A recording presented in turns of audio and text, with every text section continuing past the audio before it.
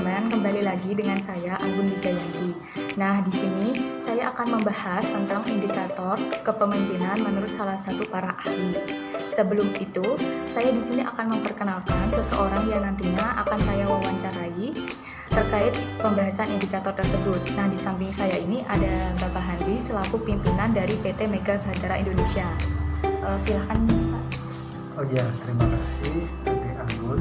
Ya, jadi saya Handi dari PT Mega Bahtera Indonesia. Perusahaan kami bergerak di bidang perdagangan. Ya.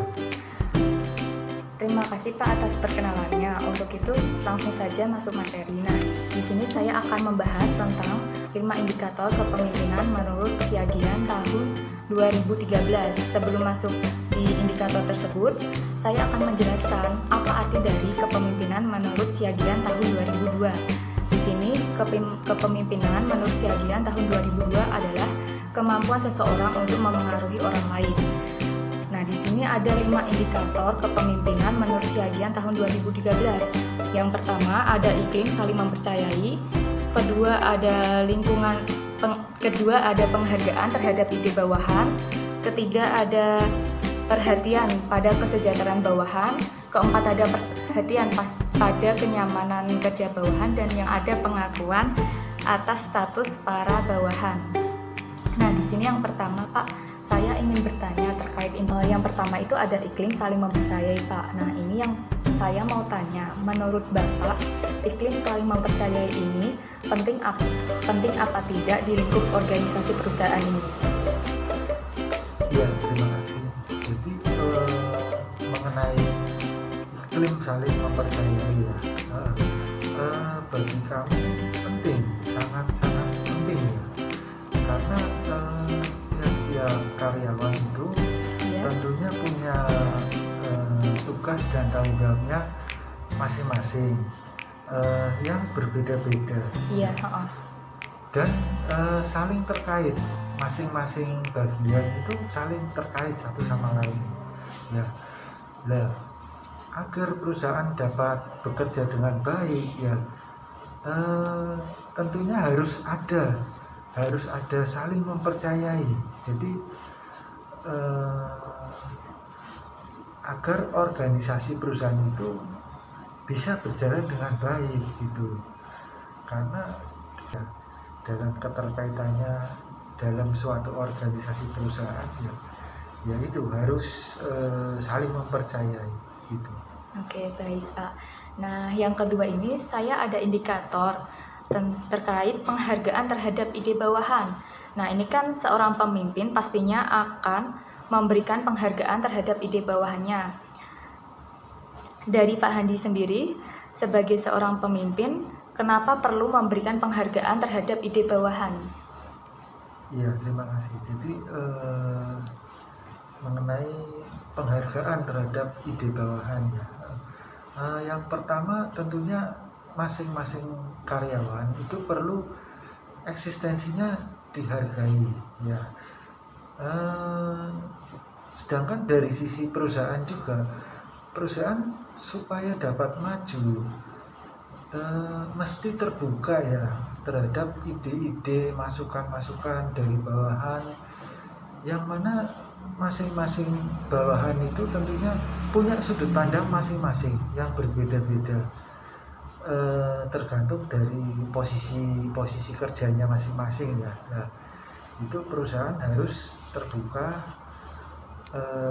untuk dapat memberikan kemajuan kepada perusahaan tersebut itu. Nah, baik. Yang ketiga ini, Pak, ada indikator terkait perhatian pada kesejahteraan bawahan. Nah, tentunya perilaku kepemimpinan yang berorientasi pada bawahan seringkali ditandai dengan perilaku pemimpin yang cenderung memperjuangkan kepentingan para bawahannya. Nah, di sini saya mau bertanya, Pak, terkait indikator tersebut. Untuk contohnya, memberikan kesejahteraan terhadap bawahan itu seperti apa, Pak? Ya, jadi kesejahteraan terhadap bawahan ya dalam satu organisasi perusahaan ya. Yang pertama, kesejahteraan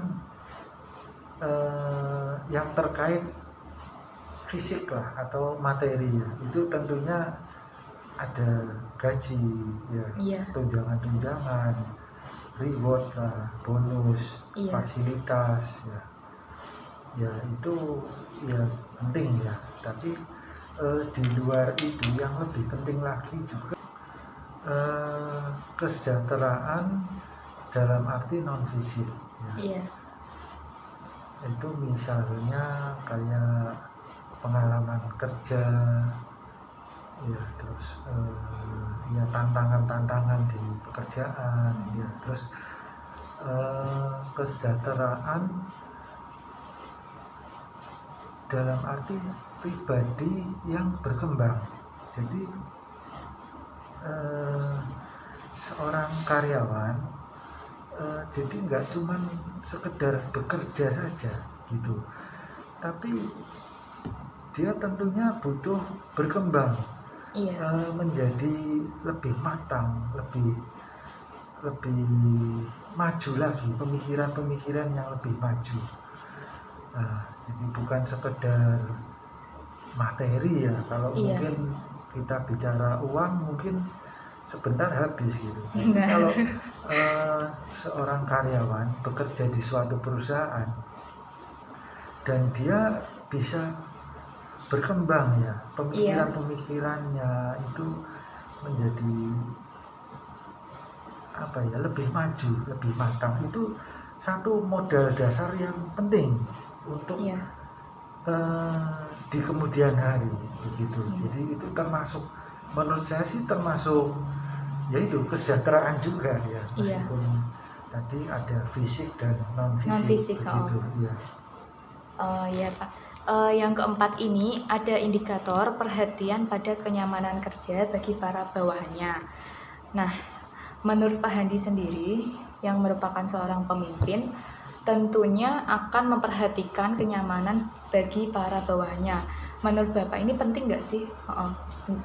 Ya, kenyamanan di lingkup ruang kerja ya penting. Ya, memang sangat penting. Kalau untuk kenyamanan secara fisik, yang terlihat secara fisik ya, tentunya suasana di tempat pekerjaan itu harus bersih, rapi lah ya, tertata lah gitu ya. Iya.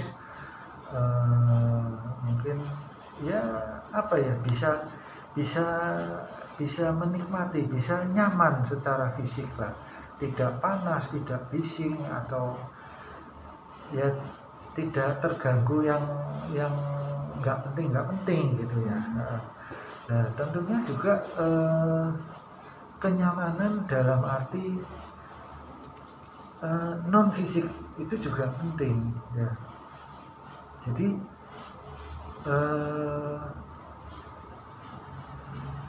contohnya mungkin ya suasana kerja ya, hubungan antar karyawan yang itu yang tentunya kondusif ya.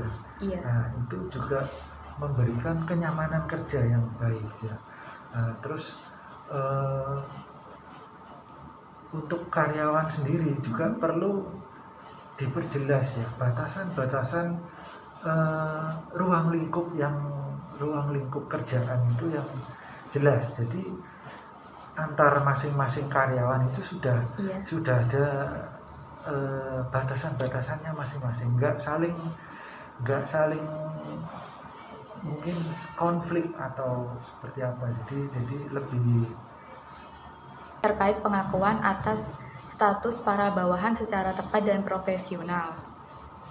Nah, di sini saya ingin bertanya Pak, dampaknya dari pengakuan atas status para bawahan itu terhadap organisasi perusahaan itu bagaimana Pak? Iya, orang sebagai bawahan ya, orang bekerja itu memang ya perlu pengakuan juga ya atas hasil-hasil yang dicapai ya, tentunya dampaknya itu juga pasti berpengaruh terhadap kemajuan perusahaan ya.